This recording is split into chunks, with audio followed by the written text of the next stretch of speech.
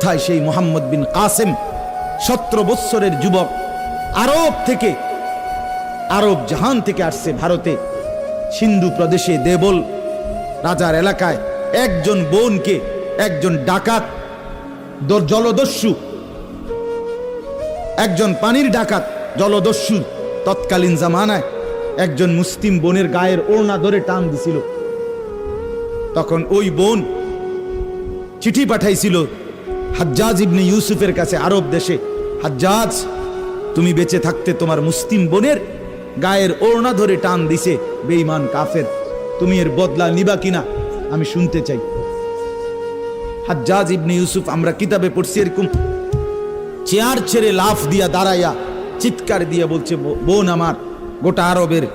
সমস্ত মুসলমান যুবক প্রয়োজনে জান দিবে,